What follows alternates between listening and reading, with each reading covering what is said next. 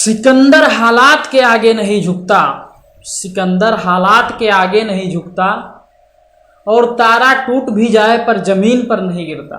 सिकंदर हालात के आगे नहीं झुकता और तारा टूट भी जाए पर जमीन पर नहीं गिरता। और गिरते हैं हजारों दरिया समंदर में, गिरते हैं हजारों दरिया समंदर में, पर कोई समंदर किसी दरिया में नहीं गिरता। नमस्कार, मेरा नाम है शिवपूजन चौहान और आप देख रहे हैं हमारा YouTube channel education the third eye. देखिए, हमारा चैप्टर चल रहा था विलयन। विलयन में आज का जो हमारा टॉपिक है अणुसंख्य गुणधर्म, कॉलिगेटिव प्रॉपर्टीज। देखिए, बहुत ही इंपॉर्टेंट टॉपिक है, तो इसको बहुत ही अच्छे से समझते हुए चलिए। सबसे पहले हम जानेंगे अणुसंख्य गुणधर्म क्या होता है। तो ये जो आपका अणुसंख्य गुणधर्म है विलयन से ही संबंधित है, यानी किसी विलयन का वह गुण, किसी विलयन का वह गुण जो विलायक की एक निश्चित मात्रा में उपस्थित, जैसे मान लीजिए क्या है, ये विलयन है यहां तक इसमें, और इसमें क्या है, विलायक भी है और आपका विलीय भी है। तो हम कहेंगे किसी विलयन में विलायक की एक निश्चित मात्रा, यानी इसमें विलायक की क्या होगी, एक निश्चित मात्रा होगी। तो किसी विलयन में विलायक की एक निश्चित मात्रा में उपस्थित विलीय कणों, अब विलीय कण क्या है, अणु या आयन, अणु या आयन, ये है आपके विलीय के कण। यानी हम कह सकते हैं कि किसी विलयन के वह गुण जो विलायक की एक निश्चित मात्रा में उपस्थित विलीय कणों की संख्या पर निर्भर करते हैं, विलीय के कणों की संख्या पर निर्भर करते हैं, ना कि विलीय की रासायनिक प्रकृति पर। वो क्या कहलाते हैं, अणुसंख्य गुणधर्म कहलाते हैं। एक बार फिर से देखिए, किसी विलयन में विलायक, किसी विलयन में वह गुण जो विलायक की एक निश्चित मात्रा में उपस्थित विलीय के कणों की संख्या पर निर्भर करते हैं, ना कि विलीय की रासायनिक प्रकृति पर। वो क्या कहलाते हैं, वो गुण अणुसंख्य गुणधर्म कहलाते हैं। यानी अणुसंख्य गुणधर्म एक प्रकार का गुण है विलयनों का, जो विलयन में उपस्थित विलीय के कणों की संख्या पर ही निर्भर करेगा। अब इसमें जो आपके महत्वपूर्ण है, चार हैं। वाष्प दाब में सापेक्ष अवनमन, क्वथनांक में उन्नयन, हिमांक में अवनमन और प्रासरण दाब। ये किसी विलयन के चार अणुसंख्य गुणधर्म है। तो इसमें एक एक करके हम सबको क्या करेंगे, पढ़ेंगे। देखिए, सबसे पहला गुण जो आपका है वाष्प दाब में सापेक्ष अवनमन, relative lowering of vapour pressure. वाष्प दाब में सापेक्ष अवनमन क्या है, इसको पहले समझिए। जैसे कोई आपका विलयन है, इसमें आप जानते हैं क्या क्या होंगे, विलायक और विलीय, ये दो ही अवयव इसमें उपस्थित होंगे। अब ये मान लीजिए विलायक और विलीय उपस्थित हैं। विलायक है आपका क्या, वाष्पशील, वाष्पशील मतलब क्या होता है, जो वाष्पित हो जाए, और विलीय क्या है, अवाष्पशील। अवाष्पशील का मतलब क्या होता है, जो वाष्पित ना हो। यानी जो विलयन बना है इसमें विलायक वाष्पशील है और विलीय क्या है, अवाष्पशील है। तो हमने आपको बता दिया वाष्प दाब क्या होता है। यदि कोई पात्र है उसमें विलयन बना हुआ है और उसमें से वायु को क्या करें, निकाल दें, वायु को हम बाहर निकाल दें, तो उसके अंदर द्रव जो होते हैं, जो वाष्पशील द्रव होते हैं, उनके द्वारा एक दाब यहाँ पर क्या हो जाता है, आरोपित हो जाता है। उसी को क्या कहते हैं, वाष्प दाब। तो देखिए, इसमें विलीय है, विलायक है, विलायक वाष्पशील है और विलीय अवाष्पशील है। जब किसी विलयन में अवाष्पशील विलीय रहता है तो विलयन का वाष्प दाब क्या हो जाता है, घट जाता है। चलिए इसको हम समझते हैं। मान लीजिए क्या है, विलायक का वाष्प दाब, इसका जो वाष्प दाब है, वाष्प दाब क्या है, P0 है, केवल विलायक का। और इसमें जो पूरा आपका ये विलयन बना, यानी विलयन और विलयन का वाष्प दाब क्या है? वाष्प दाब आपका है P। विलयन का वाष्प दाब P है, विलायक का वाष्प दाब P नॉट। यही से समझते चलिए बस।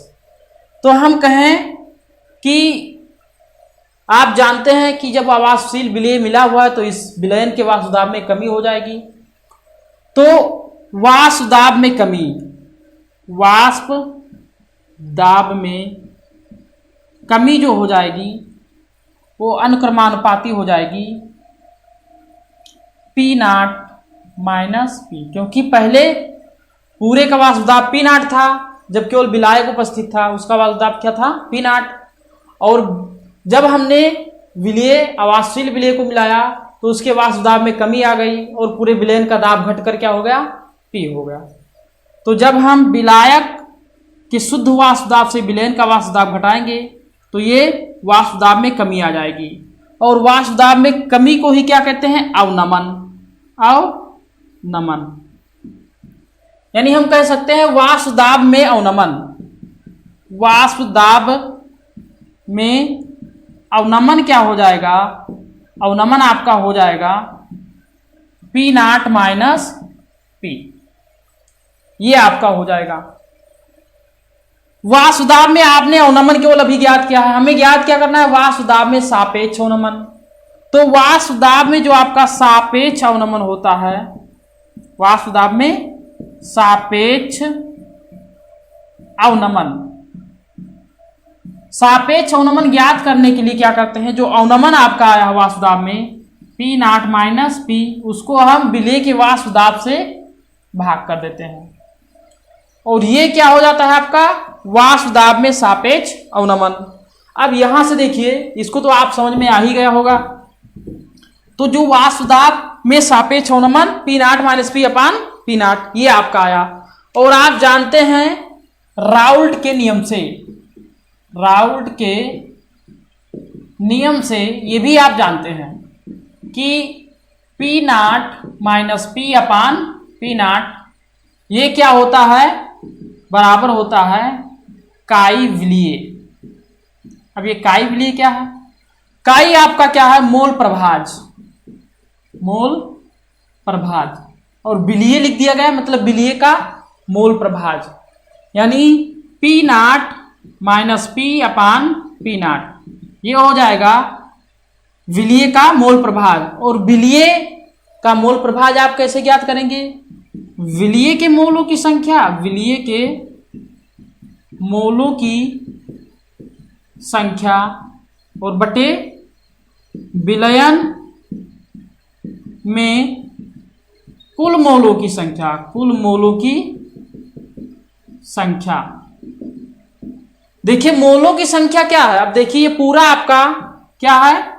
वाष्प दाब में सापेक्ष अवनमन, यानी यही तो है वाष्प दाब में सापेक्ष अवनमन। P नॉट माइनस P ये विलेय के मोलों की संख्या बटा विलयन में उपस्थित कुल मोलों की संख्या, इसी पर निर्भर कर रहा है। जो क्या है? मोलों की संख्या। मोल क्या है? कणों की संख्या ही तो है, वो भी विलेय के कणों की संख्या है। तो हम कह सकते हैं कि वाष्प दाब में सापेक्ष अवनमन एक प्रकार का क्या है? अणुसंख्य गुणधर्म है, क्योंकि अणुसंख्य गुणधर्म की परिभाषा आपने अभी यही पढ़ी है कि विलयन के वह गुण जो विलीय के कणों की संख्या पर निर्भर करते हैं अणुसंख्य गुणधर्म कहलाते हैं। तो यहां से हमें पता चल गया कि वाष्प दाब में सापेक्ष अवनमन एक अणुसंख्य गुणधर्म है। देखिए अब जो वाष्प दाब में सापेक्ष अवनमन है, इसमें हम वाष्प दाब में सापेक्ष अवनमन को मापेंगे कैसे, इस विषय में सबसे पहला जो है आपका ऑस्टवाल्ड वाकर विधि, ये सबसे महत्वपूर्ण भी है। कई विधियां वैसे मापने के लिए, लेकिन ऑस्टवाल्ड वाकर की जो गतिशील विधि है सबसे महत्वपूर्ण है। देखिए इसका चित्र भी इधर बना हुआ है, ये विलयन है, सेट ये दिया हुआ है, इसका वाष्प दाब P है। ये आपका विलायक है, इसका वाष्प दाब P नॉट है, जो सेट B है। बीच में आपका जल भरा हुआ है ताकि दोनों का ताप क्या रहे? एक समान रहे। यहां यू आकार की नली है जिसमें CaCl2 भरा हुआ है। अब देखिए जैसे शुष्क वायु यहां से भेजेंगे तो ये जो आपका वाष्पदाब है, यानी क्या कर लिया जाएगा, वायु के द्वारा ग्रहण कर लिया जाएगा, तो इसके द्रव्यमान में कमी आ जाएगी। यहां से जाने के बाद वायु यहां से निकलेगी, यहां भी कुछ वाष्पदाब क्या करेगी, ग्रहण करेगी, फिर यहां भी द्रव्यमान में क्या हो जाएगी, कुछ कमी हो जाएगी। यहां से आने के बाद अब ये नमी युक्त वायु हो जाएगी, ये Cl2 क्या करेगा, आपका जो नमी होगी वायु में उसको अवशोषित कर लेगा, यहां कुछ अवशोषित करेगा और बची कुछ नमी यहां, यानी सारी नमी अवशोषित करने के बाद शुष्क वायु पुनः निकल जाएगी। तो इसके द्रव्यमान में क्या हो जाएगी, वृद्धि हो जाएगी। तो इन द्रव्यमानों के द्वारा ही हम क्या करेंगे, वाष्पदाब में सापेक्ष होनमन को माप लेंगे। तो सबसे पहले हम क्या करेंगे, विलयन ये, यानी जो आपका ये वाला भाग है, तो विलयन ये के द्रव्यमान में कमी होगी। आप जानते हैं द्रव्यमान में कमी, और ये किसके अनुक्रमानुपाती होगी, पी के, क्योंकि वाष्पदाब क्या है, पी। जितना ही वाष्पदाब यहां से ग्रहण करेगा उतने ही इसके द्रव्यमान में क्या हो जाएगी, कमी हो जाएगी। अब देखिए विलायक क्या है आपका, बी है, और विलायक के द्रव्यमान में कमी कितनी होगी, विलायक के द्रव्यमान में कमी जो आपकी हो जाएगी।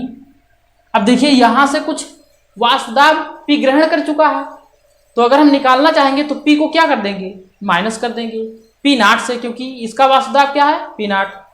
तो ये अनुक्रमानुपाती होगा P0 माइनस पी के, ये हो जाएगा। अब देखिए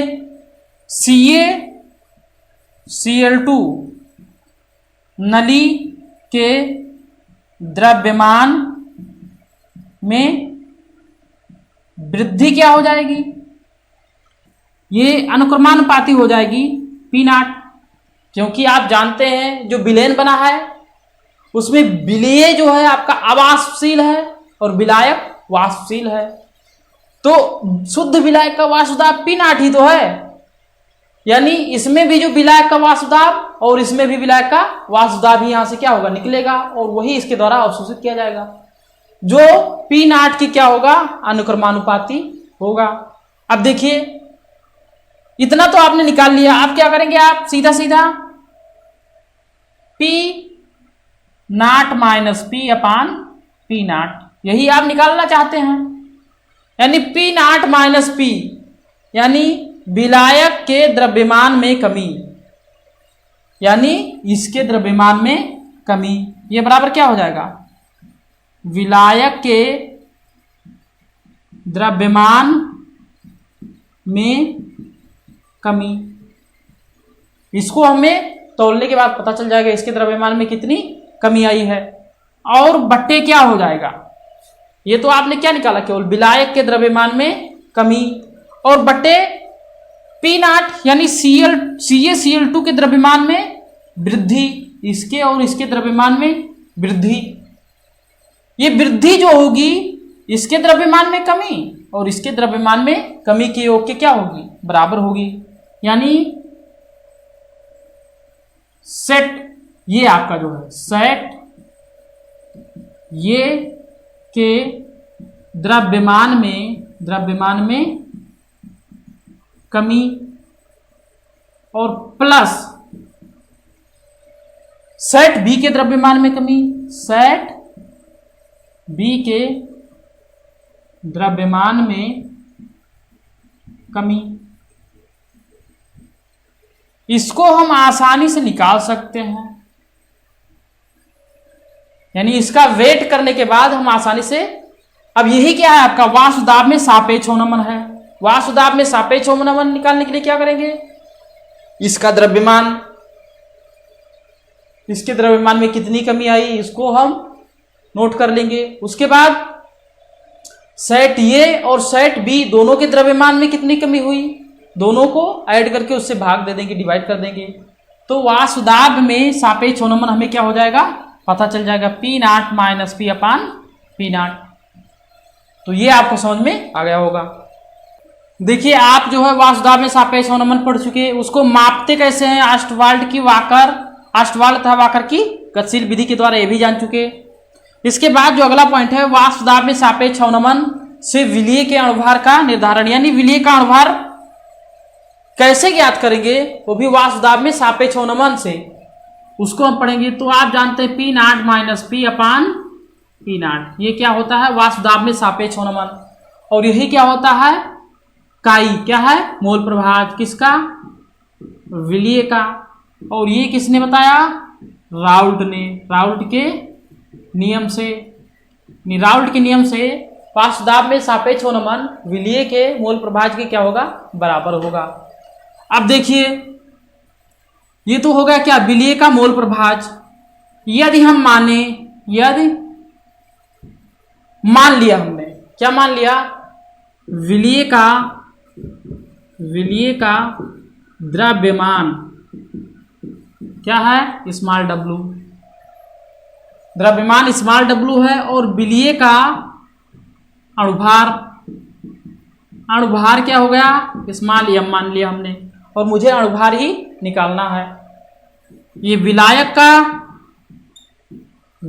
का द्रव्यमान क्या हो जाएगा, ये भी हमने मान लिया कैपिटल डब्लू, और विलायक का अणुभार क्या हो जाएगा, अणुभार भी हमने मान लिया कैपिटल एम।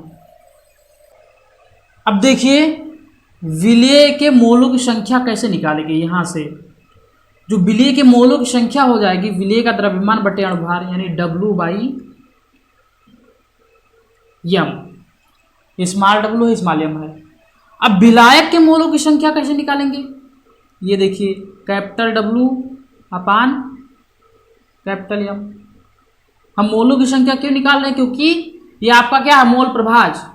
तो विलीय का मोल प्रभाज निकालने के लिए विलीय के मोलों की संख्या बटे विलयन में उपस्थित कुल मोलों की संख्या, तो ये क्या हो जाएगा, P not minus P upon P not. अब सबसे पहले ऊपर क्या रहेगा, विलीय के मोलों की संख्या कितना है, डब्लू अपान एम, ये तो हो गया विलीय के मोलों की संख्या। अब विलयन में उपस्थित कुल मोलों की संख्या, यानी विलीय के मोलों की संख्या और विलायक के मोलों की संख्या का योग कर दे दोनों का, तो विलयन में उपस्थित कुल मोलों की संख्या आ जाएगी, यानी डब्लू अपान कैपिटल एम और plus small W upon small m. अब हम जानते हैं यदि विलयन क्या हो, तनु हो, तनु का मतलब उसमें विलीय का बहुत कम मात्रा में पदार्थ उपस्थित हो, जैसे विलीय पदार्थ है आपका वो बहुत कम मात्रा में उपस्थित हो, जबकि विलायक काफी ज्यादा मात्रा में उपस्थित हो, तो उसे हम तनु विलयन कहेंगे। और उसके लिए इसको हम क्या मान लेंगे, विलीय के मोलों की संख्या लगभग नगण्य मानी जाएगी इसकी तुलना में, विलायक के मोलों की संख्या की तुलना में। तो यहां पर हम इसको नगण्य मान लेंगे, यहां पर 0 हो जाएगा, तो ये क्या हो जाएगा आपका W small W upon small M, और ये क्या हो जाएगा नीचे की ओर यही बचेगा, इसको हमने नगण्य मान लिया, तो capital W upon capital M, W upon capital M. तो P not minus P upon P not, ये बराबर क्या हो जाएगा आपका स्मॉल डब्लू, और ये कैपिटल एम क्या इसके साथ में हो जाएगा कैपिटल एम, और अपान स्मॉल एम नीचे आ जाएगा, और इनटू कैपिटल डब्लू। देखिए ये आपका फार्मूला बन गया। यहां से हम क्या कर सकते हैं, यदि वाष्पदाब में सापेक्ष अवनमन ज्ञात हो तो विलीय का अणुभार जिसको हमने स्मॉल एम माना था, यही तो है, तो विलीय का अणुभार आसानी से क्या कर सकते हैं, निकाल सकते हैं इस सूत्र की सहायता से। तो मैं आशा करता हूं ये वीडियो आपको समझ में आ गया होगा। तो मिलते हैं अगले वीडियो में, तब तक के लिए जय हिंद।